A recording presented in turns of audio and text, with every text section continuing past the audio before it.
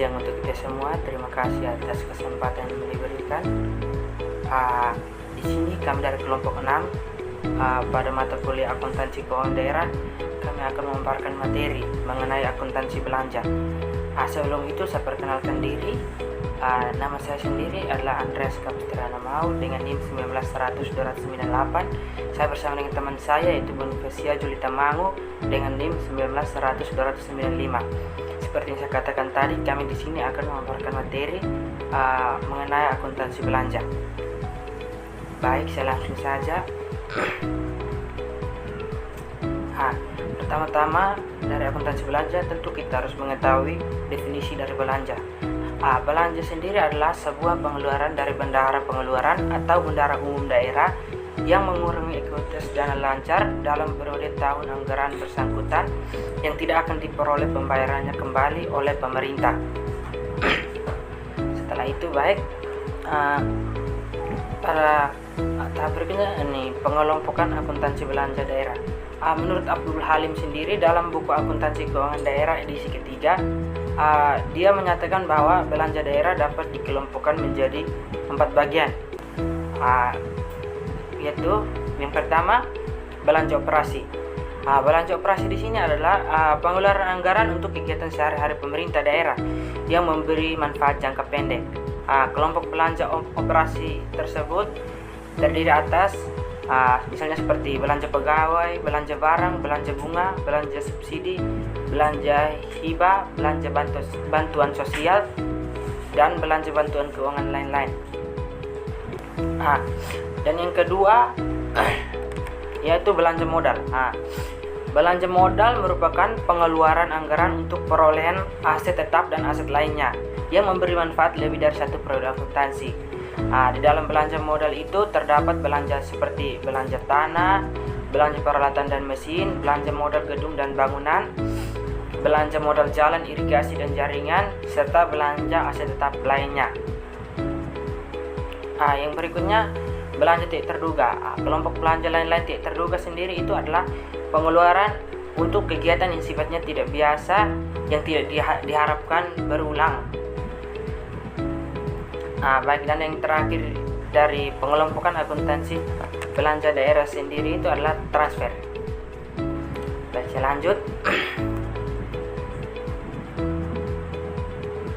Yang ketiga itu akuntansi belanja pegawai. Akuntansi belanja pegawai dalam hal ini adalah belanja gaji dan tunjangan pegawai.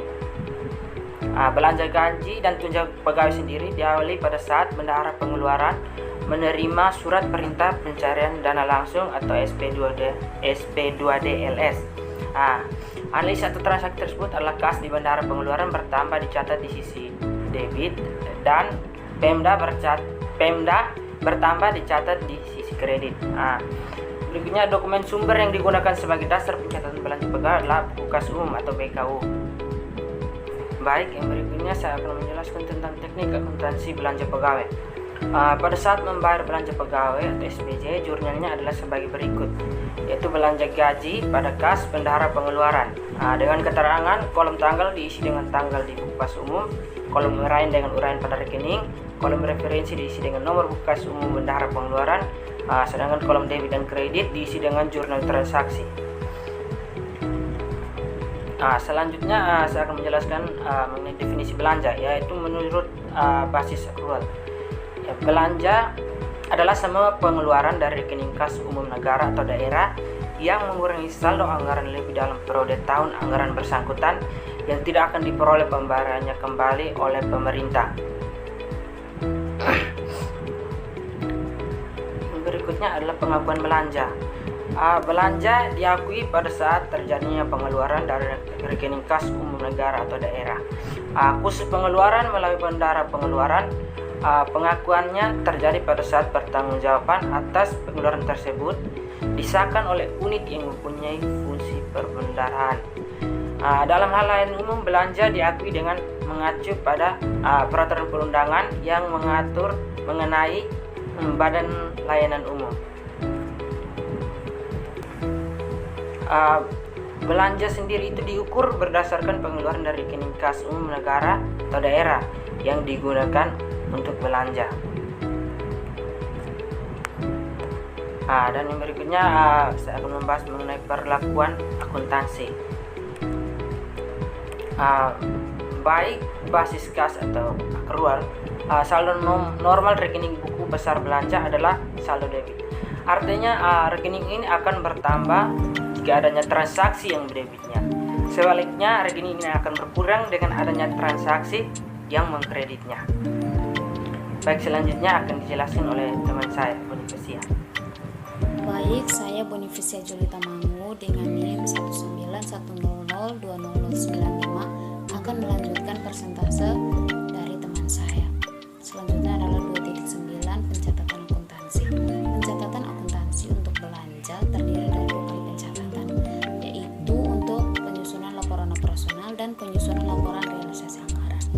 Nah, pada saat kas telah dikeluarkan untuk belanja, terdapat 2 kali pencatatan juga, yaitu untuk penyusunan laporan operasional dan penyusunan laporan realisasi anggaran. Untuk jurnalnya yaitu yang pertama, jurnal untuk mengakui pengeluaran kas untuk belanja dalam penyusunan laporan operasional. Nama akunnya itu ban bertambah posisi debit, pada kas laporan operasional posisi kredit. Jurnal kedua itu jurnal untuk mengakui pengeluaran kas untuk belanja dalam penyusunan laporan realisasi anggaran.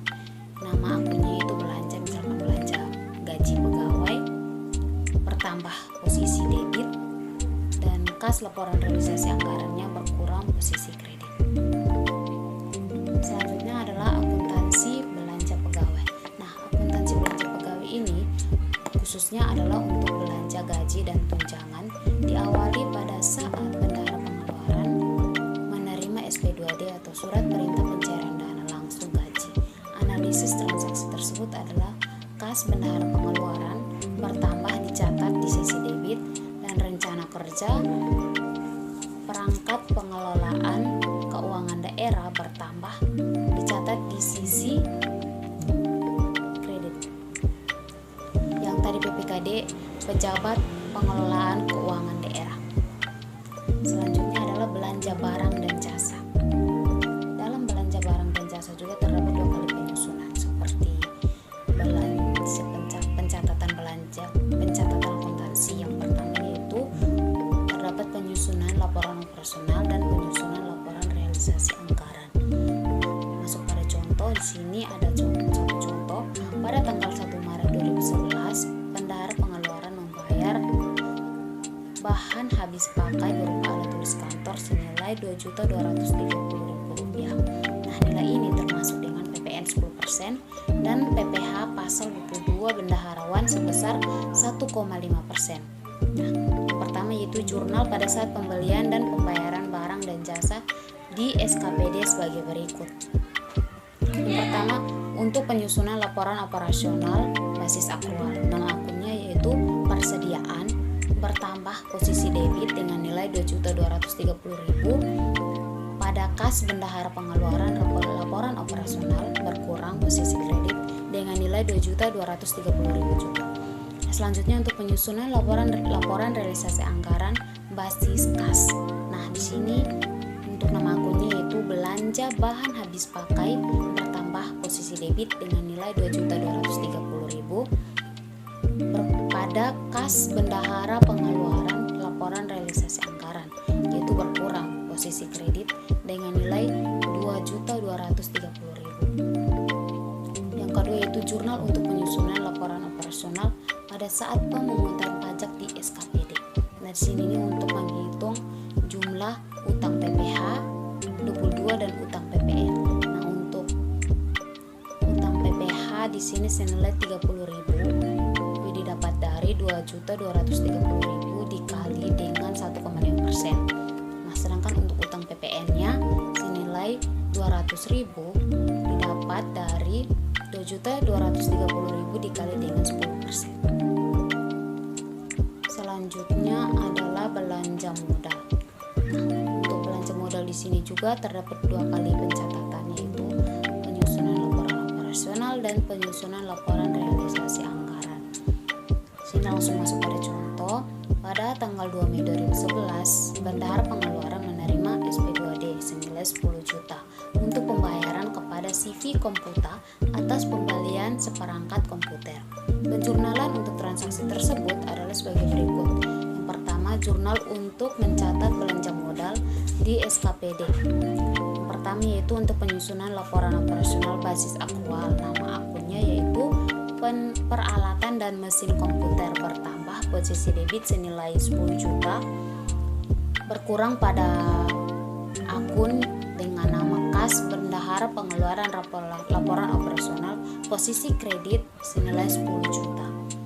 Nah, untuk penyusunan laporan realisasi anggaran basis kas, nama akunnya itu belanja modal komputer, bertambah posisi debit dengan nilai 10 juta pada kas bendahara pengeluaran laporan operasional, laporan realisasi anggaran, posisi kredit dengan nilai 10 juta. Selanjutnya adalah belanja tidak langsung non pegawai. Nah, belanja tidak langsung non belanja pegawai adalah pencatatan untuk belanja selain belanja pegawai, yaitu belanja bunga, belanja hibah, belanja subsidi, belanja bantuan sosial, dan belanja tidak terduga. Di sini ada satu contoh. Pada tanggal 2 Mei 2011 diterbitkan SP2D untuk bantuan belanja sosial kepada masyarakat sebesar 10 juta. Penjurnalan untuk transaksi tersebut adalah sebagai berikut. Yang pertama, jurnal untuk penerbitan SP2D di SKPKD sebagai berikut.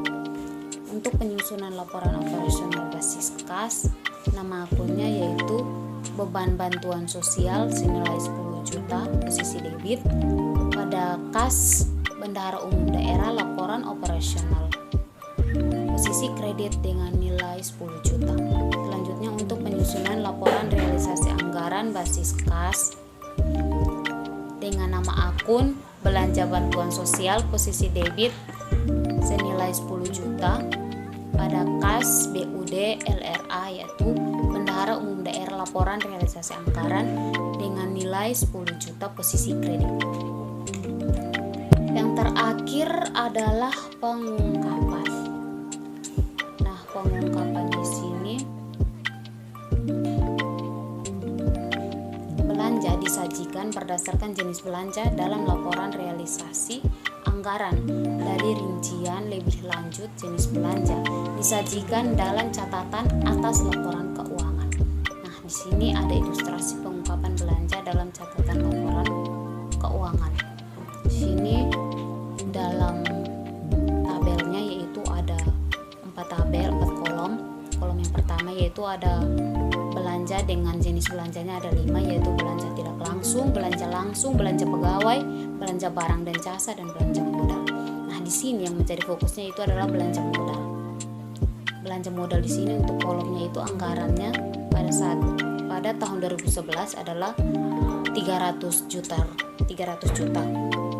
Sedangkan realisasinya pada tahun yang sama, tahun 2011 adalah hanya 150 juta rupiah. Dan di sini terjadi selisih, sehingga pada kolom terakhir ada kolom selisih. Selisihnya senilai 150 juta rupiah. Untuk penjelasannya mengapa terjadi selisih, di situ karena untuk realisasi belanja modal dibandingkan anggarannya ini, selisih ini disebabkan karena efisiensi dalam pengadaan barang, khususnya dalam harga barang. Realisasi harga barang adalah lebih rendah dibandingkan dengan asumsi pada saat penyusunan. Jadi pada saat penyusunan anggaran itu diasumsikan anggarannya itu senilai 300 juta untuk pembelian barang dan jasa tersebut. Sedangkan untuk realisasi anggarannya hanya senilai 150 juta saja. Hal ini karena terjadi negosiasi atau kesepakatan dengan pihak ketiga pada saat pembelian barang atau jasa dan dilakukan pada saat proses lelang. Jadi harganya itu di bawah dari yang sudah diasumsikan pada penyusunan anggaran. Jadi terdapat selisih 150 juta rupiah. Oke, sekian persentase dari kelompok kami. Jika ada pertanyaan, saran, kritik, atau sanggahan dari teman-teman dan ibu dosen atau tambahan materi dari kelompok kami persilahkan.